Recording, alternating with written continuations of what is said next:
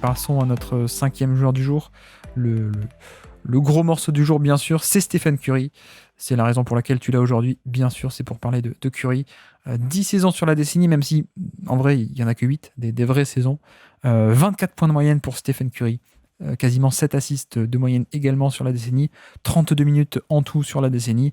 21 100 minutes sur le minutage total et cumulé. C'est le 23e total de cette décennie.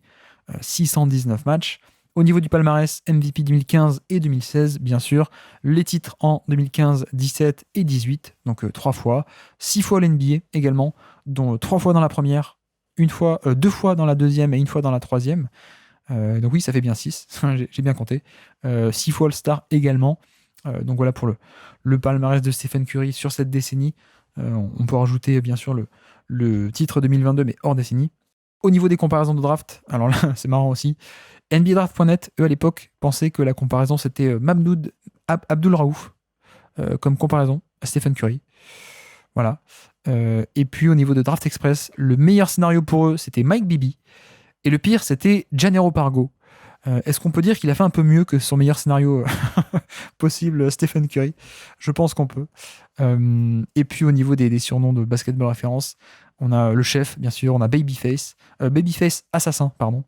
Et après on avait, alors ça j'ai jamais entendu, le Three Zeus. Est-ce que tu connais le Three Zeus? Le dieu des 3 points. Et puis on avait Torche aussi, je ne sais pas. Non, tout ça me parle pas. Évidemment. Donc son parcours rapidement, 22 ans au début de notre décennie, 7e pick de la draft 2009, évidemment.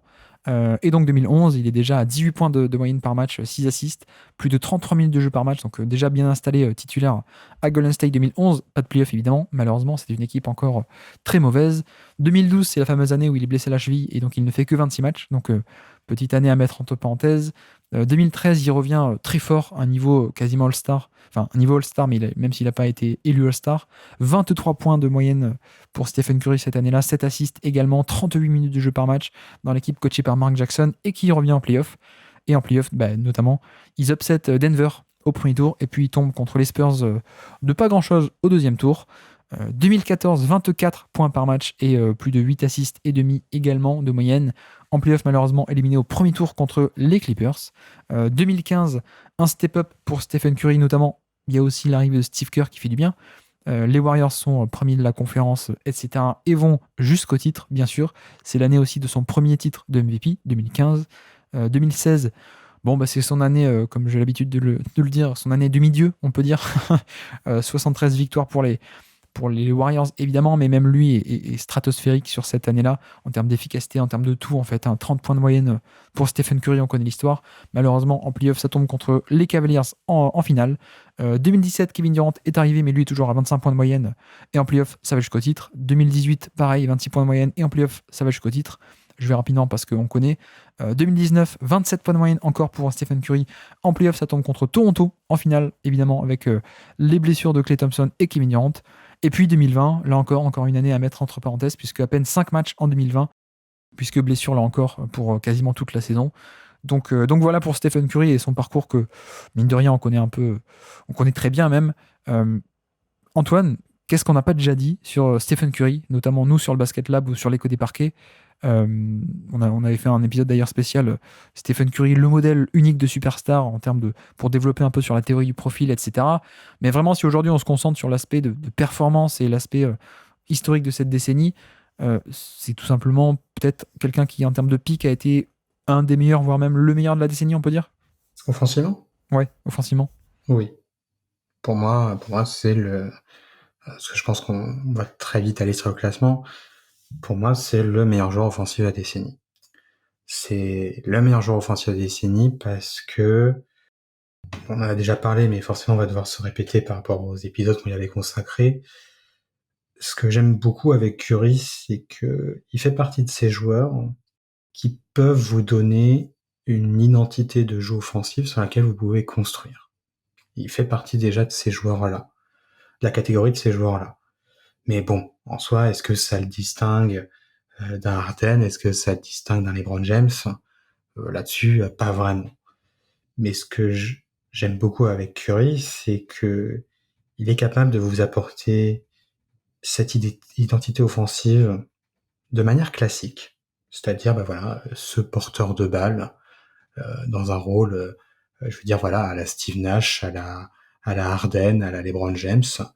Peut-être, donc quand je dis ce rôle-là, voilà, c'est le rôle du vraiment le mec qui porte la balle, qui est le patron, qui c'est lui qui va avoir le plus longtemps la balle dans les mains et qui, de manière un peu idiocentrique, va créer des décalages au fur et possession après possession et en faire fructifier l'ensemble de l'équipe. Alors, je pense que dans ce rôle-là, voilà, il va manquer le côté passeur, qui par rapport au nom que j'ai cité, oui, il est sans doute, il est même clairement en dessous par rapport à ces joueurs-là. Il n'a pas le côté passeur, manipulateur que peuvent avoir ceux dont on vient de parler. Bon, ce qui est compensé par le fait que il est le premier à tirer vraiment profit du 3 points en sortie de dribble à un volume en mode plus de limite. Et ce qui fait que ça créera ces décalages innombrables à 7 mètres du panier. Et bon, quand vous créez les décalages aussitôt, aussi loin, ça laisse tellement d'espace derrière la défense que fondamentalement, il n'y a pas besoin d'être un excellent passeur pour pouvoir faire que vous avez l'une des meilleures attaques.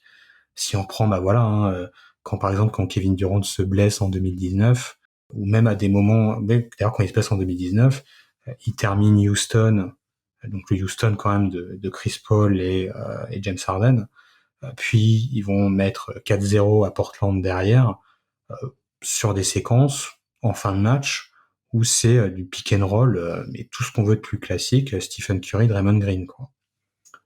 Donc, je veux dire, jouer de cette manière-là, il sera peut-être pas le meilleur sur la décennie pour le faire, mais clairement, je suis pas sûr qu'il y ait 5 joueurs sur la décennie qui soient meilleurs que lui si on veut proposer ce genre d'attaque. Oui, il est plutôt chapeau 2 en termes de joueur de pick and roll, en tout cas en termes de passeur proactif, il est chapeau 2 plutôt que chapeau 1, mais il est quand même très fort quand même, quoi. Oui, c'est vrai qu'on pourrait plutôt le mettre second chapeau dans le sens où euh, par rapport, si on voulait le défendre en switch, je pense que surtout au début, je veux dire au début de son pic en carrière, par rapport au Stephen Curry de 2022, peut-être moins à même de punir les switches. Peut-être lui, mais est-ce qu'il va aussi avec peut-être la philosophie de Kerr et l'ensemble de ses Warriors, là où en 2022, avec un haut du corps plus renforcé et tout, il sera plus à même de punir ces séquences-là. Mais voilà, je veux dire, quelqu'un qui crée à foison ces décalages, peut en profiter et fait tomber des équipes de très haut standing dans les playoffs avec ce style de jeu-là, montre que voilà, vous pouvez baser une attaque de Stephen Curry. Si Mark Jackson était resté, dit autrement, si Mark Jackson était resté sur l'ensemble de la décennie, on continuerait de dire que Curry serait l'un des meilleurs attaquants avec juste un style proprement conventionnel de domination offensive star avec la balle dans les mains. Donc Curry est capable de proposer ça, mais bon, bien évidemment, tout le monde voit où je veux venir. Il est aussi capable de proposer une identité offensive rien que par l'aspect de son jeu sans ballon, quoi. Et c'est là-dessus principalement que les Warriors ont fait sous Kerr, ont décidé de baser leur identité en en étant l'équipe qui joue le moins de pick and roll de toute la ligue, en faisant en sorte que des joueurs comme Draymond Green, mais même des moins bons comme des moins bons balles en main, peut-être comme Iguodala, voire même à la fin des joueurs comme Kevin Looney et compagnie, se retrouvaient avec la balle dans les mains un certain temps, parce que Curry, au-delà d'être sans doute et même sûrement le meilleur joueur sans ballon de l'histoire de la ligue, arrive à être en plus tellement, non seulement il est le meilleur, mais il est tellement fort là-dedans qu'il est presque aussi fort que quand il a le ballon, quoi. Du moins même, on peut dire quasiment aussi fort. Et c'est le seul, quasiment, le seul historiquement qui est capable, à lui seul, comme tu dis, de proposer une identité d'équipe à lui tout seul, de par ce jeu sans ballon. Bah, une identité d'équipe à lui tout seul, je pense que c'était ce qu'étaient les Pacers de Reggie Miller en partie. Oui, oui. Donc je dirais pas que c'est le seul, mais c'est peut-être le seul à pouvoir le proposer avec un calibre, je veux dire MVP, quoi. Ouais. Et avec en plus, en bonus, l'effet qui se coule de Reggie Miller, il n'avait pas le porteur de balle, les qualités porteur de balle que Stephen Curry a, quoi. C'est en ça que le combo est unique, quoi. Et c'est ça, en fait, c'est qu'en fait, avec le ballon, Stephen Curry, c'est un joueur de calibre MVP. Sans le ballon, c'est un joueur de calibre MVP. Ouais. Donc en fait, non seulement il peut vous proposer deux identités de jeu totalement différentes, et donc aussi des manières de construire, de baser votre effectif différentes. Mais en plus, la magie, c'est qu'elles sont à des moments capables de de s'interchanger entre elles directement, quoi. Certes, on le dit, hein, le style des Warriors, c'est pas le style pour tout le monde n'est pas à même de le jouer de cette manière, mais c'est un peu parce que Kerr, il tient là-dessus. Mais en soi, voilà, comme je dis, les matchs où Stephen Curry, par exemple, termine Houston avec Draymond Green sur du pick and roll classique, c'est pas parce qu'ils ont fait du pick and roll classique sur tout le match. Non, ils l'ont fait juste à la fin, sur les dernières minutes du quatrième quart-temps. Et sinon, ils ont continué de jouer leur jeu classique, quoi. Et j'ai pas en tête, en fait, de joueur qui peut proposer, en fait, cette dualité de système, d'identité de jeu avec un tel niveau.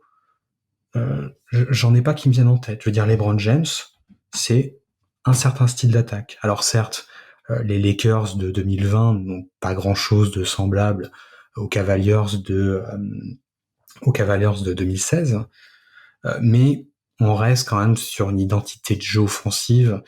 Les coéquipiers seront peut-être pas exactement les mêmes, mais on sait que ça sera la balle dans les mains de LeBron James, quoi.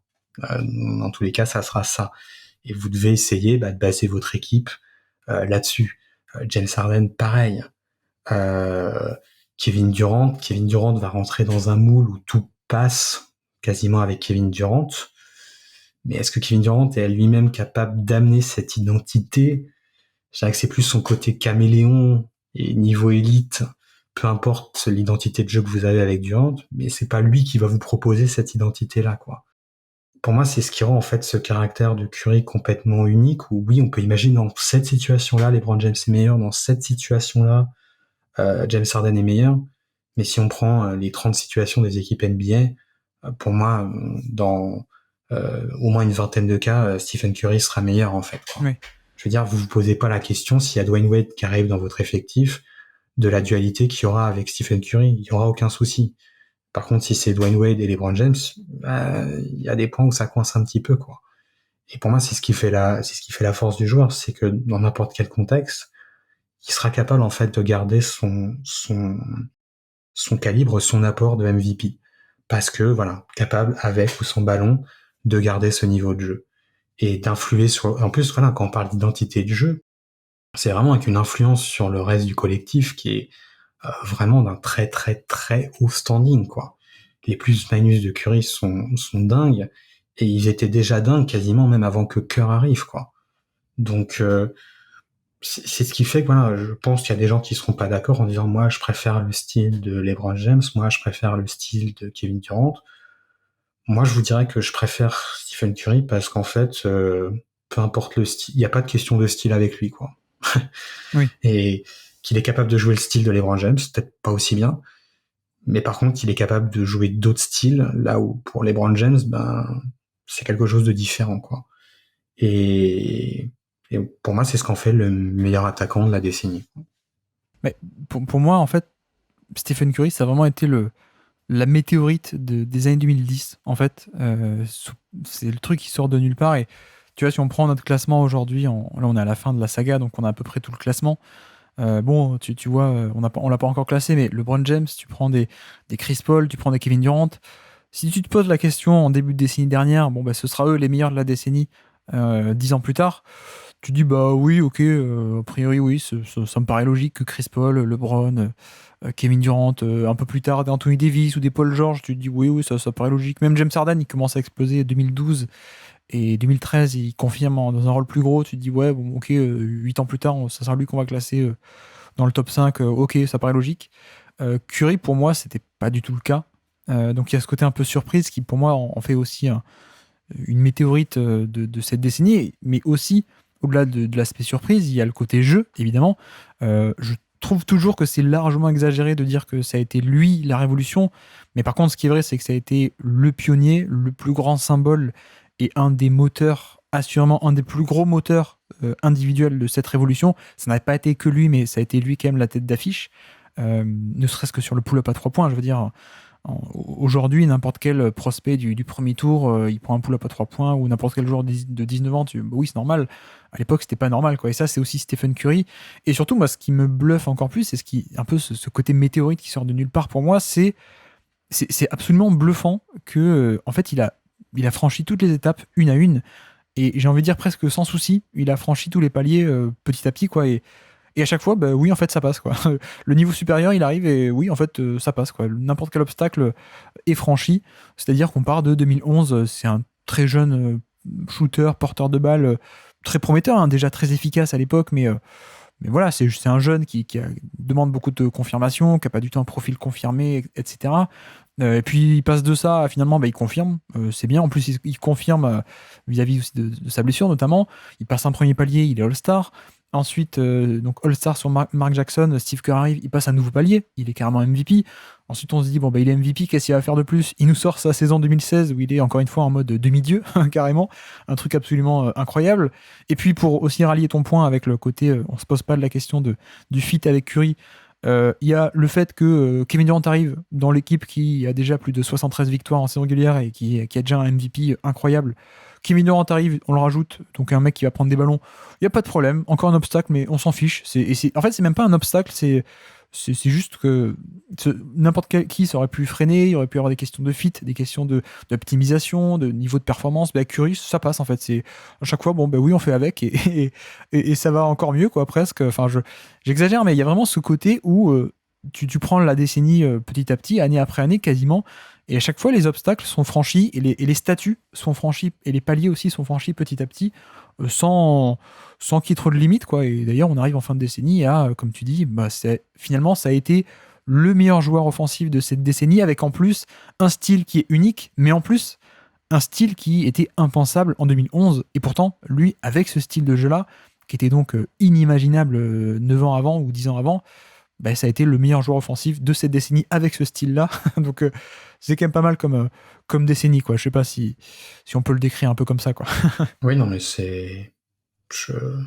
Au-delà de dire personne à sa draft n'aurait pensé que, c'est, comme tu dis, je veux dire, même encore au début des années 2000, au début des années 2010, qu'on aurait pu même gagner de cette manière-là, quoi. Ouais. Je veux dire, faut bien se dire que les spécialistes du jeu sans ballon, il faut remonter à Ray Allen, il faut remonter à Reggie Miller, et encore, c'est des styles qui, même à l'époque, mais bon, ça peut-être par biais, sont, sont vus comme étant pas forcément ce qu'il y a de plus viable, malgré des évidences en playoff que si, en fait c'est très viable.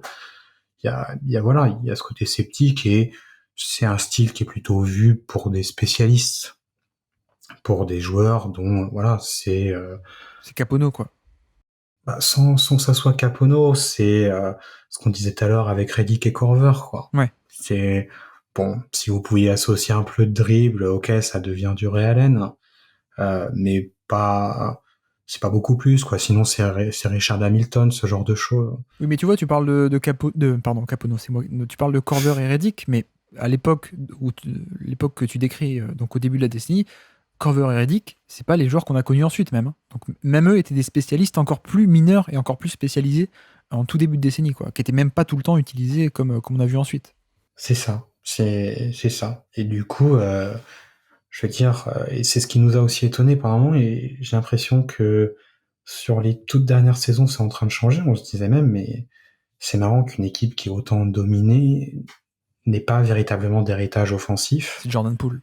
Et on est en train de voir que si là, l'héritage offensif, il a juste mis du temps à arriver, là, toute cette mécanique du jeu sans ballon, et de ne pas forcément se baser sur l'héliocentrisme d'un joueur. Alors, bien évidemment, c'est pas pour reproduire exactement ce que fait Curry, mais on sent que comment dire, ce dynamisme apporté par le jeu sans ballon commence à faire de plus en plus sens, et on est en train enfin de trouver l'héritage de Curry et des Warriors. Et pour dire à quel point ça a été une révolution, c'est que on commence à voir ça tout juste alors qu'on se situe quasiment 7-8 saisons après le séisme. Ouais. L'héritage, c'est Jordan Poole, finalement, t'as envie de dire, non? Mais non, alors effectivement, on a ce côté style de jeu qu'on a assez bien dépeint. Le rayonnement collectif aussi, tu as parlé des on-off. C'est aussi une manière de mesurer à quel point un joueur influe sur l'attaque, sur son attaque. Ça peut être intéressant de regarder comme ça plutôt que simplement les points par match et assists par match. Ouais, mais t'as aussi la réussite des coéquipiers quand il est sur le Aussi, terrain ouais. ou quand il est en dehors. Et sur ces on-off, tu disais, c'est centième centile ou rien, quoi. En termes de rayonnement collectif et d'influence sur son contexte offensif, c'est des trucs de malade mental, quoi. Plus de 116 d'offensive rating lorsque lui est sur le terrain entre 2015 et 2019. Si on enlève un peu l'année où il est blessé, 2020, c'est 99e centile sur 100. Un impact qui est plus grand d'ailleurs, dans les chiffres on le voit, impact plus grand quand lui est sur le terrain que lorsque c'était Kevin Durant, par exemple. Si on prend les différentes vidéos de Ben Taylor, notamment, il le décrit assez bien. Bon, le passing, très créatif, à défaut d'avoir ce côté cérébral et manipulation de défense, mais moi je le trouve extrêmement créatif, et notamment la fameuse année 2014 sous Mark Jackson, on voyait bien cette créativité d'angle et de passer, de toucher de balle, de précision, etc. Oui, alors, autre aspect aussi, avant qu'on dise deux mots sur la défense, mais au niveau de l'efficacité, on est obligé de le faire quand même. Bon, les volumes, je le fais pour tous les joueurs, donc je peux le faire pour Curry. Volume de responsabilité, on est sur 24%, 26%, 28%, 29%, donc au niveau des stars, en 2015, 32% en 2016, 30% ensuite, 31-30. Voilà, donc vous avez un peu l'idée. Et surtout, au niveau de l'efficacité sur ces énormes volumes de responsabilité, il fait comme James Harden, et d'ailleurs comme Kevin Durant aussi, si je dis pas de bêtises, mais ça doit être les trois seuls. Il passe la décennie au-dessus de la barre des 10%, des plus 10% par rapport à la moyenne. C'est-à-dire que James Harden faisait ça, Kevin Durant fait ça aussi, et Stephen Curry aussi, il fait ça. Il passe la décennie au-dessus des 110 de true shooting plus, au-dessus des plus 10% par rapport à la moyenne. Sauf que, comparé à James Harden, il va taper des pics absolument incroyables. Donc il y a des 119, donc plus 19%. Il y a surtout un 124, plus 24% d'efficacité par rapport à la moyenne en 2016. Ce qui est le meilleur score all-time, c'est n'importe quoi cette saison 2016. Donc je pense qu'il fallait quand même le préciser sur ce passage sur Stephen Curry sur cette décennie. À 3 points aussi, meilleur shooter de l'histoire, est-ce qu'il y a comparaison ou pas, sur en plus des tirs qui sont pas que des catch and shoot, hein. Il y a beaucoup de pull-up et tout ça, et pourtant on est sur la décennie, quasiment 44% d'efficacité. C'est pas mal non plus, sachant que déjà à 40% t'es élite, et là on est à 44%. Voilà.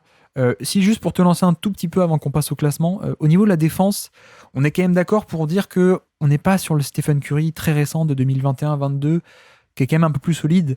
Le Curry de cette décennie est pas catastrophique du tout, mais quand même pas aussi performant qu'actuellement. Non, je veux dire, vraiment pas un joueur qui a la carrure pour tenir vraiment les menaces sur le ballon. Ce qui fait que d'ailleurs, on inversera souvent avec les Thompson, mais parce que ça convient bien aussi à inconvénients et forces des deux. Curry restera pour son poste un bon joueur en défense loin du ballon, mais Ouais. rien d'extraordinaire. Par contre, sur le ballon, quelque chose de plus dur. Mais par contre, quelqu'un qui, contrairement à d'autres, ne ménage pas forcément ses efforts défensivement. Et justement, aura aussi la capacité, et généralement c'est ce qu'on demande plutôt à des postes 2, de se frayer à travers les écrans pour suivre les joueurs, généralement qui sont poste 2, sans ballon, pour pouvoir les coller défensivement. C'est quelque chose qui fera bien. Mais oui, et je veux dire, que ça soit dans les aides, aux présences, quoi qu'en rebond, je suis pas sûr que... Je sais rien que le Curry est peut-être plutôt correct au rebond. Oui, c'est un bon. Ouais, ouais, ouais. Mais je pense que ça vient du fait que, comme je disais, c'est quelqu'un qui n'a jamais trop rechigné à faire les efforts défensifs, en fait. Oui. Donc, je pense que je le verrais soit sur le léger négatif, soit sur le neutre. Oui. Je Je suis pense assez d'accord. après, il y a eu un peu une mauvaise presse, mauvaise presse, plutôt un battage médiatique qui se comprend du fait le ciblage par les LeBron James. Mais bon, quand vous êtes ciblé par les LeBron James, il y a quand même pas non plus pléthore de joueurs au poste 1 qui seraient capables de tenir. Et deux, il y a en plus, on en avait parlé, je crois, il y a des articles qui sont revenus visiter ça pour dire, en plus, l'impact qui en découlait derrière est bien moindre que ce qu'on pouvait penser à l'époque, quoi. Oui. Après, moi, c'est le seul point que j'avais. Alors, je suis d'accord quand tu dis au global, valeur neutre. Je suis totalement d'accord. Et d'ailleurs, c'est exactement ce que dit au passage la métrique de Basketball Index qui dit qu'en valeur cumulée, c'était zéro en valeur défensive sur la décennie. Et je suis d'accord aussi de dire que, en fait, c'était pas une foudre de guerre, évidemment, mais le simple fait pour une superstar offensive de ne pas être perdu, c'est déjà mieux que certains, par exemple. Je pointe du doigt un peu James Harden. Mais en même temps, je me dis, ok, James Harden, il y a des fois, il était, enfin, il y a plus que des fois, il était un peu perdu en défense, où il faisait pas tout le temps les efforts, là où Curry faisait les efforts. Ok. Après, de l'autre côté, tu vois, tu parles de LeBron James, moi j'ai aussi souvenir que toutes les séries contre les Rockets, ça passe par un ciblage de Curry. Et je sais pas à quel point ça compense ou pas du tout ce côté où, je sais pas, James Harden qui se fait moins cibler, mais en même temps qui est plus souvent perdu en défense sans ballon, comparé à Curry qui fait les efforts et qui est pas perdu, mais qui mine de rien était un peu le joueur par qui l'attaque adverse des Rockets ou des Cavaliers parfois attaqué. J'ai aucune idée de comment pondérer ça, mais voilà, je sais pas ce que t'en penses. J'ai préféré Curry parce que, en fait, c'est pas vraiment un point positif pour Curry, mais plutôt un point négatif pour Harden, où Harden Oui, t'oblige à défendre d'une certaine manière. Et peu importe que ça colle bien l'équipe d'en face ou pas, peu importe que ça colle bien ton effectif ou pas, euh, voilà, on sait que avec James Harden, il fallait défendre en switch. Et ça va qu'il y avait un effectif qui allait plutôt bien, aussi des décisionnaires qui ont été capables que ça colle. Mais même quand c'était pas forcément la stratégie qu'il fallait adopter, clairement Harden n'était pas capable de défendre autrement, quoi. Donc je pense qu'Harden a eu un peu cette chance que fondamentalement à son pic, le style défensif des Rockets, qui était dû à Harden, correspondait plutôt bien. ouais, Euh, mais clairement, il y avait aucune, il laissait aucune possibilité de non, peut-être que contre cet adversaire, il faudra peut-être mieux défendre en drop ou que ça. Non, avec James Harden, c'était pas possible, quoi. oui, Et c'est là où je vais préférer le ciblage de Curry, ou à la rigueur, bon, tu vas essayer de pouvoir jouer le edge, tu vas essayer juste de pouvoir jouer le switch, ou même carrément le drop. T'auras pas des résultats, je veux dire, aussi bons peut-être que James Harden sur switch. Mais t'auras pas non plus de résultats catastrophiques. Entre-temps, tu es capable de jouer ces différentes choses et du coup, d'impliquer aussi tes coéquipiers de manière différente en disant, bon, si Curry joue le edge, voilà, ça permet à ses coéquipiers qui sont peut-être plus à même d'aller l'aider sur le edge que si c'était du switch quoi qu'il arrive, quoi. Je sais pas si je suis très ouais. clair, mais Non, non, ouais, tout à fait. En plus, je suis d'accord que je préfère le ciblage de Curry parce qu'en plus, ça donne des photos magnifiques avec le tir de Irving au match 7 en 2016. Je plaisante évidemment. Minutage de playoff, 4200 minutes, huitième plus gros total de la décennie, évidemment, entre Kawhi Leonard et Dwayne Wade. Donc voilà pour Curry, je pense qu'on a déjà à peu près tout dit. Et si on l'a pas tout dit, écoutez tous les autres épisodes qu'on a fait sur Curry, sur l'écho des parquets et sur le Basket Lab. Et donc au niveau du classement, on est d'accord qu'on parle pas de pic, hein, on parle de valeur cumulée, Antoine. ouais, Où est-ce qu'on le met? moi je le mets premier. C'était un peu la question. Pour toi, il y a à ce point plus que les 8 saisons de Curry sont plus que les 10 de Harden. En fait, déjà, en termes de temps de jeu, on parle pas d'un si grand écart que ça. Je veux dire, James Harden, c'est 750 matchs joués, 620 titulaires. Curry, c'est... zut, je l'ai perdu alors que je l'avais fait l'exercice juste avant. Si T'étais je ne venu m'y- préparé, quoi. Quoi? T'étais venu préparé à la Ouais, j'étais bataille. venu préparer et Stephen Curry, c'est 619 matchs joués et 616 titulaires, quoi. Donc en fait, on n'a pas un écart en fait au minutage et même au match joué qui est si considérable que ça, quoi. Je veux dire, limite, Harden a l'avantage sur je veux dire, ses saisons en sortie de banc, euh, qui sont des saisons avec des impacts, mais pas là où il y a le pic. Et du coup, non, je vais préférer, au-delà même après de la question 10 minutes, c'est juste pour dire que il y a un avantage à Harden il est somme toute, on parle pas d'un avantage considérable, quoi. Je vais préférer Curry pour ce que je disais, pour le fait que vous pouvez organiser quasiment votre attaque comme vous voulez derrière. Il y a pas de question de non, il faut construire comme ça, faire comme ça. Avec Curry, vous vous en foutez, quoi. Il y a pas de question du est-ce qu'avec Chris Paul ça va le faire? Est-ce qu'on a intérêt à séparer les minutes, à les mettre ensemble? Ouais, mais si on les met ensemble, bah finalement ça va pas trop bien parce qu'ils vont jouer tous les deux en isolation de la même manière. Il faut non, avec Curry, tu te poses pas la question, quoi. Tu peux les mettre ensemble, tu peux les mettre en dehors, fais ce que tu veux, ça marchera dans tous les cas, quoi. Et du coup, c'est pour ça que je vais préférer, Curry parce qu'il y a cette flexibilité offensive ahurissante que je ne retrouve pas chez Harden, quoi. Est-ce que tu penses que une top saison de Curry valait, on va dire, 150%, 180%, voire même 200% d'une saison de Harden, du coup, ou pas? En termes de valeur ajoutée. Peut-être pas 150%. Euh... Parce que c'est un peu ça la conversation, très basiquement. Euh, parce qu'on est sur, encore une fois, 10 saisons contre 8, sachant que sur les 10, effectivement, Harden, il y en a une en tout début de décennie, 2011, il sort du banc à 20 minutes par match. Ok, il y a celle-là, quoique, bon, 20 minutes par match, et ensuite il fait quand même 30 minutes de jeu par match en playoff, 2011. Donc, à la limite, ok. Mais ensuite, il y a quand même la 2012 où il sort du banc, tu vois, tu parlais, tu parlais des matchs titulaires, c'est vrai, mais en même temps, il sort du banc en 2012, mais c'est le troisième meilleur joueur de cet effectif. Enfin, tout ça aussi pour dire que les 8 saisons, si on fait un battle des 8 meilleures saisons de Curry contre les 8 meilleures de Harden, je prends largement Curry, je pense. Le fait est aussi que même si tu dis qu'il y a bataille, bah, Harden, il y en a quand même 2 de plus, quoi. Tu vois, c'est là au-dessus où je me dis, même si tu notes Curry à 20 sur 20 et Harden à 16 sur 20, est-ce que l'écart est à ce point grand pour que, je sais pas si tu vois ce que je veux dire, mais qu'à la fin, les 2 saisons en plus de Harden ne suffisent même pas à rattraper le total. Et toi, tu dis oui, et on peut totalement dire oui, hein, mais toi, tu dis plutôt oui quand même.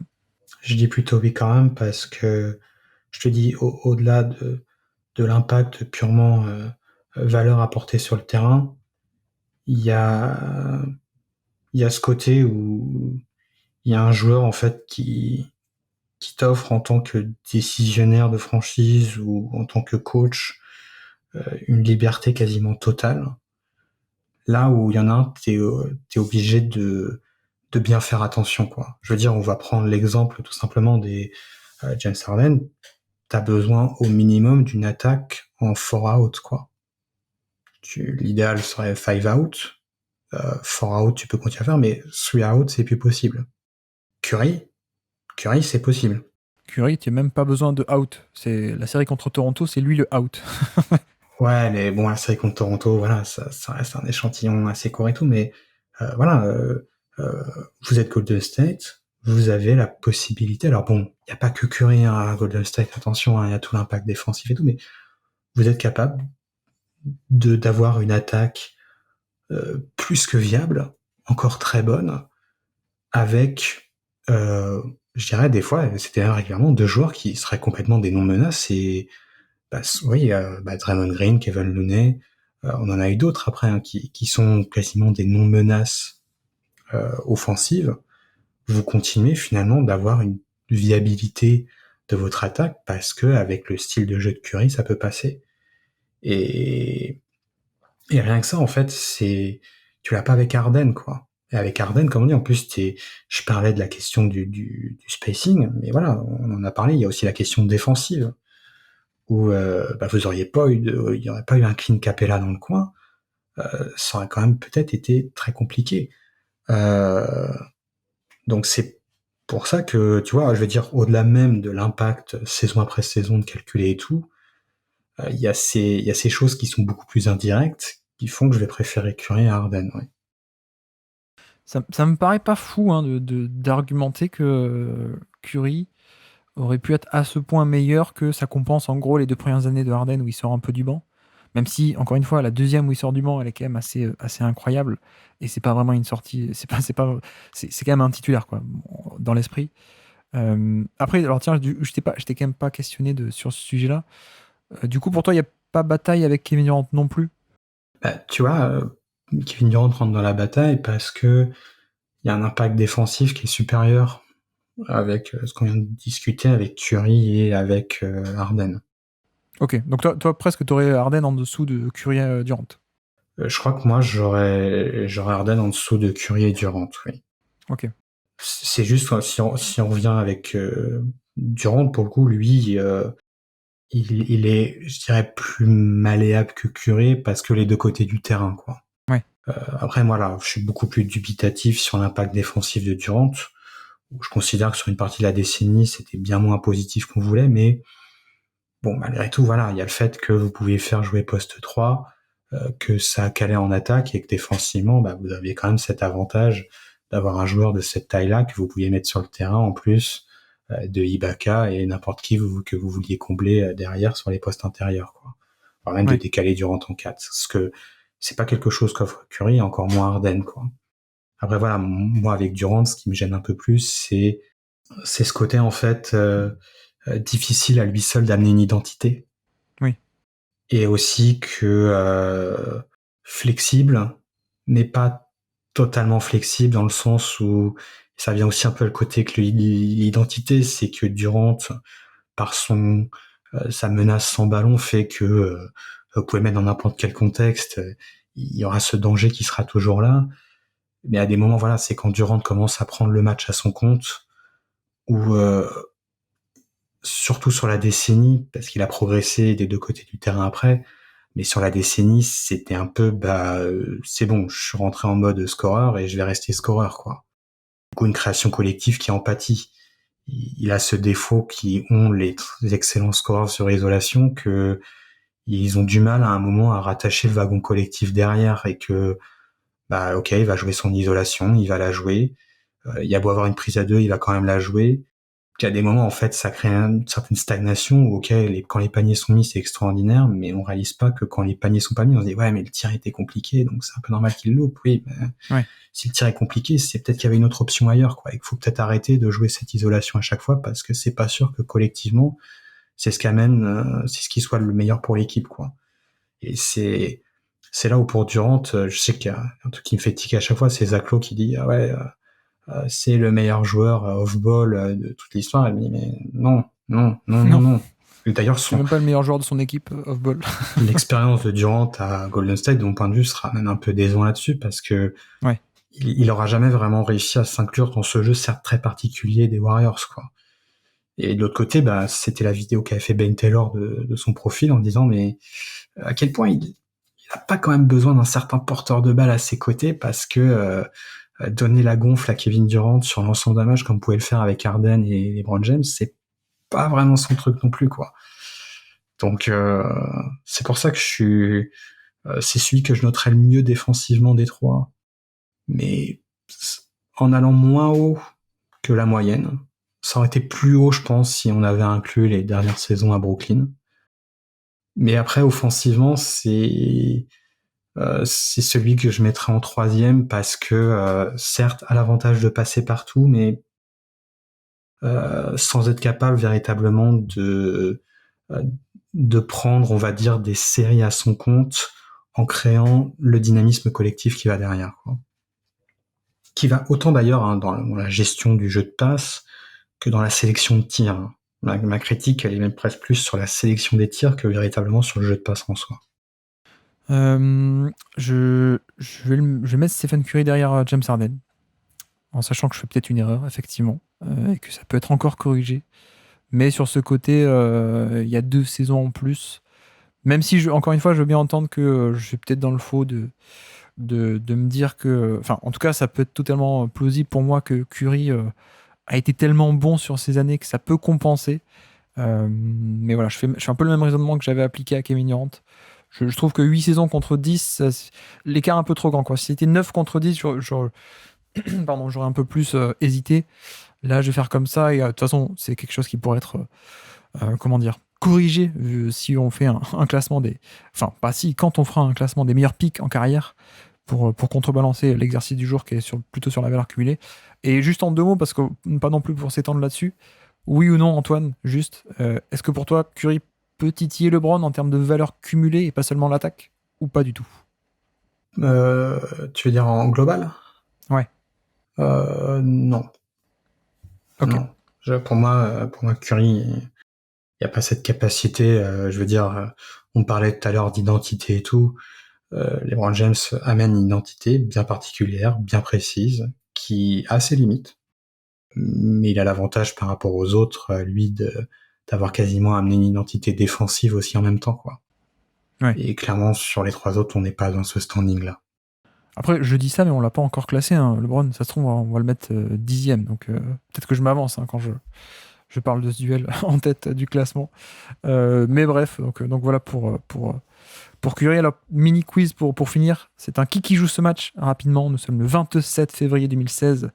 Est-ce que tu te souviens, ce match? C'était à OKC, évidemment. Le match du double bang, comme on l'appelle, avec ce tir au buzzer bien commenté par Mike Breen, évidemment. Est-ce que tu es capable de me citer des joueurs qui jouent ce match entre OKC et Golden State? Klay Thompson, Ouais, Draymond Green, oui, Harrison Barnes. oui. C'était qui l'intérieur? Il est parti avec Harrison Barnes à Dallas, d'ailleurs. Bogut, oui, je suis bête, moi. Je cherche. Mais oui, il est encore Effectivement, là. Bogut, ouais.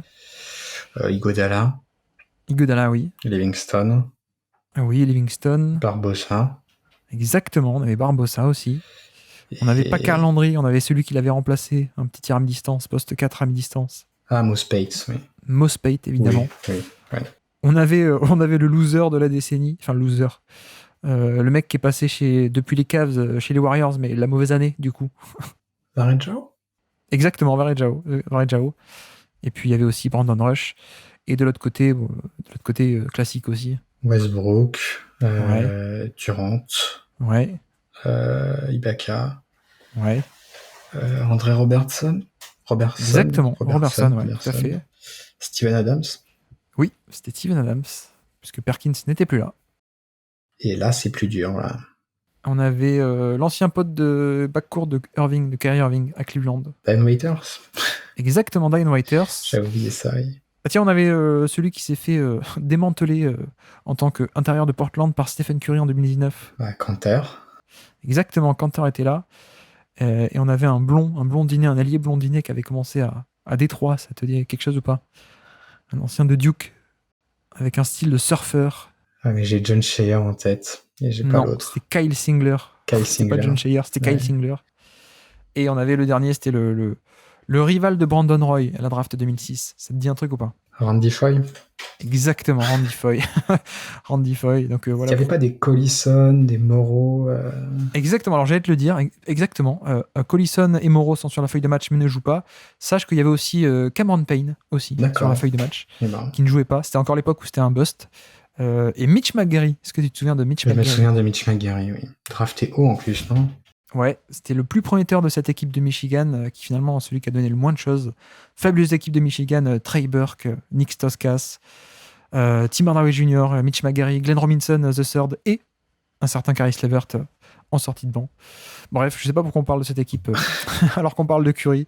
Mais voilà pour qui joue ce match, ce fameux match fabuleux que tout le monde a en tête avec le buzzer de n'importe où de Stephen Curry.